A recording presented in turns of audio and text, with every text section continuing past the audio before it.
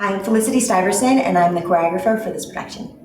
I'm Sara Widzer. I'm the stage director for this production of The Flying Dutchman.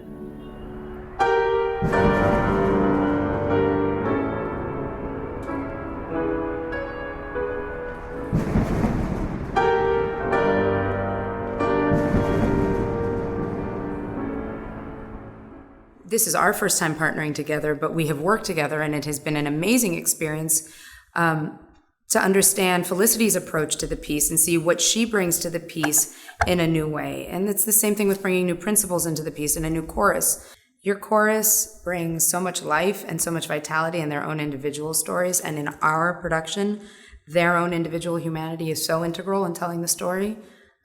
It's been a real joy to work with the chorus, especially because this production specifically, the movement and the music is so, meshed together. So I've had such a great time working with them. I mean, as the sailors, they're singing so beautifully, and then getting them to just get into it and do a jig. And they're all so game to just jump in, which I love. I mean, it's so much fun having 20 guys and you're like, guys, we're going to do a jig. And they're like, great, we're going to do a jig, all these singers. And it's just been such a great time. Same with the women. I mean, and as Sara said, it's so amazing in this production.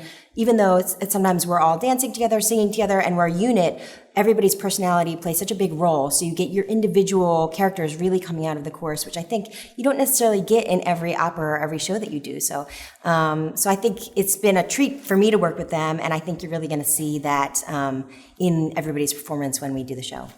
And being in this space, which is so intimate, the show is in your audience's lap.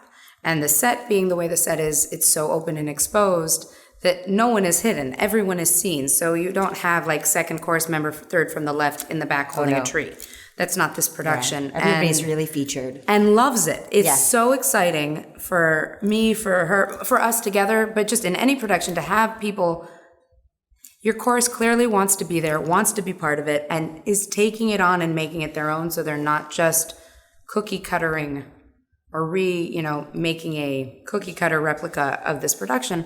They're owning it. And it's exciting. One of your choristers has been with the chorus long enough that he was in the last production of Dutchman 20 years ago.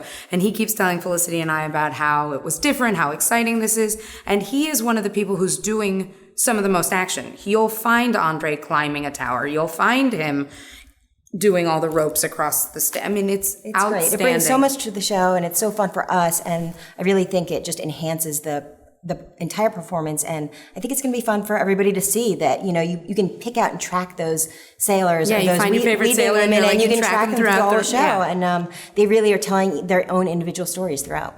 Well, the set for sure is a character. Yeah, it's its own character for sure. Eric Sean Fogel was the original choreographer for this production at Glimmerglass, and I love the way in this production the movement is really integrated throughout. It's not, you never have, here come the dancers are dancing. It's amazing because we're really telling the story, of course, through music, but the dance and the movement is really woven throughout the story, and really helps to bring it to life, I think. And Wagner puts it all there for us. Yes, it's not like we're grasping at straws or fibers to find this. When you speak of storm, let us hear storm. I mean, the show opens with a huge storm sequence. So to have sailors battling a storm is not some, far off thought. And the jig, my favorite integration of movement into the piece is the Act 3 jig, because Wagner does write a jig, and it is a very long piece of orchestral music that is meant to be filled somehow. And everyone's storytelling ultimately becomes different, or their interpretation is different, therefore. And Eric Sean Fogel and Felicity, building off of it, have done such an amazing job at taking where the story ends at the end of Wagner's Act 2 and using movement to continue the storytelling, not just add to it, but continue it. So we see how the party that Dalant talks about at the end of Act 2 is lived. We live it with them. So by the time the vocals come in, we've already set the stage. The stage is there, and the conversation has already begun. We are so lucky to have beautifully talented dancers. Yeah, who add to the piece. 4 local dancers, and they bring amazing, their own story and their own humanity. But we're also very lucky to have 3 of the Glimmerglass Musical Theater young artists, and that's something that Francesca and Eric worked really hard in creating. this element of a training program that fosters dance, singing, acting, voice, all of it together. And one of the gentlemen has been with us in all 3 versions, and the other 2 dancers have been with us, or 3 dancers, because Felicity is not just our choreographer, she is also in the show. We're so lucky to have her. I am so lucky to have her. They've all been with the show in other carnations, so it brings another real sense of history in the sense that they've lived the story already with us. Francesca was really interested in the audience being able to identify with every character on stage and have everyone's humanity resonate.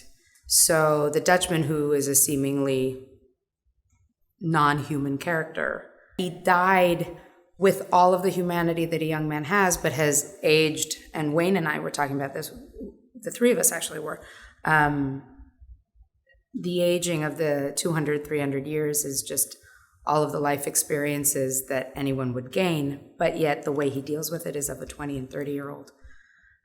So there is that virility, there is that vitality, but also that love of life. And giving him that humanity makes it so much more accessible for the audience as well. If he's just this dark guy who we can't relate to, or you can't be like, oh, that I completely understand why she has those feelings for him. I mean, that really opens it up to the audience, and they can really relate to that character and relate to her as well.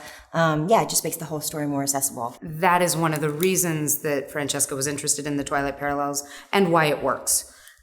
Because when you look at the male characters in Twilight of Jacob the werewolf and Edward the vampire, you see 2 polarities of these types of people, not just creatures, but the earthly, grounded individual, the hunter, and that's who Eric is. And he's a great choice. He brings a lot to the story, and Senta loves him dearly.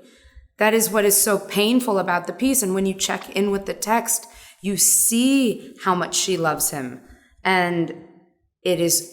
But she's enamored with this fantasy. I mean, we all know what it's like to have a poster of someone on our wall that we are enamored with. It's just the day that poster shows up at your house.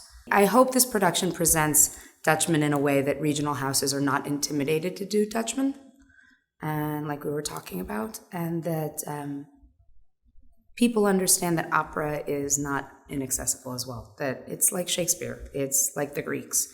There are only so many stories you can tell, and this is just another version of it with a contemporary feel. So teenagers might feel like, oh, I understand that story, but everyone should be able to feel Senta's story and Dutchman's story.